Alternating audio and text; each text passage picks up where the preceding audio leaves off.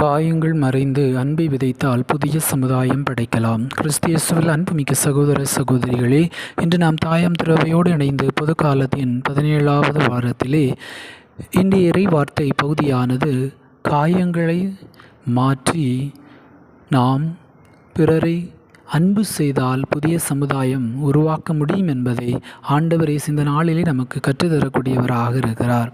1994ஆம் ஆண்டு தென்னாப்பிரிக்காவிலே இனவெறி ஆட்சி முடிவுற்று நெல்சன் மண்டேலா 27 ஆண்டுகளுக்கு பிறகு அந்த நாட்டினுடைய அதிபராக பொறுப்பேற்றார். 27 ஆண்டுகள் சிறைவாசலிலே இருந்த சிறைச்சாலையிலே இருந்த அவர் அந்த வெள்ளையர்கள் மீது இருந்த கோபத்தை, அந்த அதிகாரிகள் அவருக்கு கொடுத்த பலவிதமான கொடுமைகள், இக்கட்டான சூழல்கள், துன்பங்கள், வேதனைகள், கலக்கங்கள் எல்லாவற்றையும் அவர் விட்டுவிட்டு அவர்களை மன்னித்து அன்பு செய்தார். பழிவாங்கும் எண்ணத்தை அவர் விட்டுவிட்டார். இதனால் அவருக்கு கிடைத்த ஒரு மிக பெரும் வெற்றி, எல்லா கருப்பினர்களும் வெள்ளையினர்களும் ஒன்றாக இணையும் மலைவில் தேசம் என்கின்ற அந்த ஒரு கோட்பாடை உருவாக்கி ஒரு மிகப்பெரிய புதிய ஒரு சமுதாயத்தை படைத்தார். ஆம், கிறிஸ்து அன்புமிக்க சகோதர சகோதரிகளே, இதைத்தான் இந்த இறை வார்த்தை பகுதியும் விவிலியத்தின் பழைய ஏற்பாட்டிலிருந்து புதிய ஏற்பாடு முழுவதையும் சற்று புரட்டி பார்க்கின்ற பொழுது விவிலியத்திலே வாழ்ந்த முக்கியமான தலைவர்கள் இவற்றை தங்களுடைய வாழ்விலே வாழ்வாக்கக்கூடியவர்களாக இருந்தார்கள். முதலாவதாக ஆபிரகாம். தொடக்க நூல் 12ஆம் அதிகாரம் இறை வார்த்தை 1 தன்னுடைய சொந்த தேசம், உறவினர்கள், தந்தையின் வீடு, தனக்கிருந்த பாதுகாப்பான சூழல் அனைத்தையும் விட்டுவிட்டார். கடவுளின் இறை வார்த்தையை, அவர் மீதான மாறாத நம்பிக்கையை அவர் வாங்கினார். இதனால் அவருக்கு கிடைத்த வெற்றி திரளான மக்களுக்கு விசுவாசத்தின் தந்தையாக மாறினார். மோசே. எகிப்து அரண்மனையின் அரசபோகம், அரசன் என்ற அதிகாரம், சிம்மாசனம் மற்றும் எல்லா செல்வங்களையும் விட்டுவிட்டார். கடவுளின் அழைப்பையும் தன் சொந்த இஸ்ரேல் மக்களுக்கு விடுதலையும் கடவுளின் சமூகத்தையும் அவர் பெற்றுக்கொண்டார்.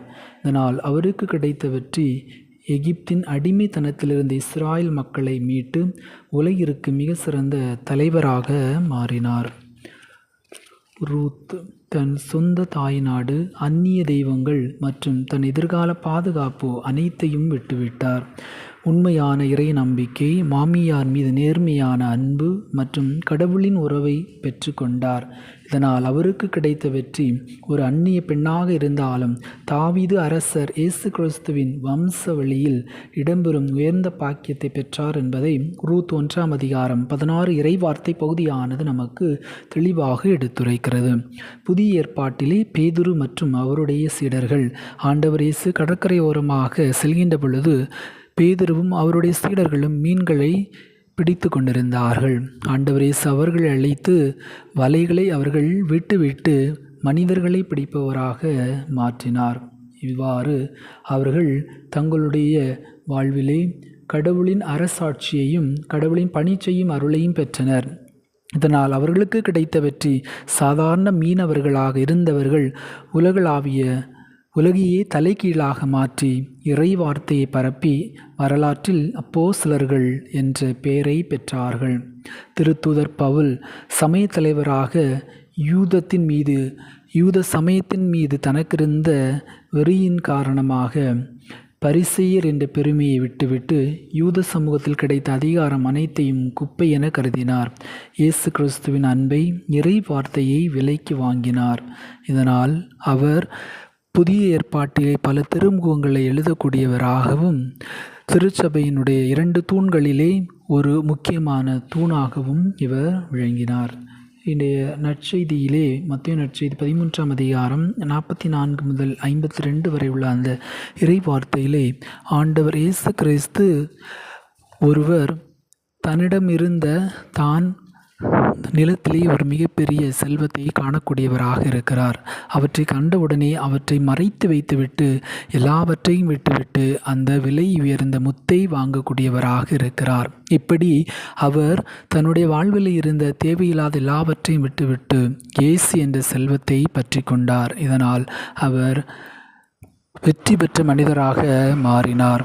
ஆம், கிறிஸ்து இயேசுவில் அன்புமிக்க சகோதர சகோதரிகளே, நாம் வாழக்கூடிய இந்த சமுதாயத்திலே நம்முடைய குடும்ப உறவிலே இன்றும் நாம் வெற்றி பெற வேண்டும் என்று சொன்னால், கணவன் மனைவிக்கிடையே இருக்கக்கூடிய அந்த உறவிலே வரக்கூடிய விரிசல்களிலே ஒரு சில நேரங்களிலே நாம் ஒரு சிலவற்றை விட்டுவிட வேண்டும். எவையெல்லாம் தன்னுடைய குடும்ப வாழ்விற்கு தேவையில்லாமல் இருக்கிறதோ அவற்றை விட்டுவிட்டு ஆண்டவர் இயேசுவை பற்றி கொண்டு இறை வார்த்தை அன்றாடம் படிக்கக்கூடியவர்களாக, தியானிக்கக்கூடியவர்களாக மாறுகின்ற பொழுது நாம் இயேசுவின் திருக்குடும்பத்தைப் போல வெற்றி பெற்ற மனிதர்களாக மாற முடியும்.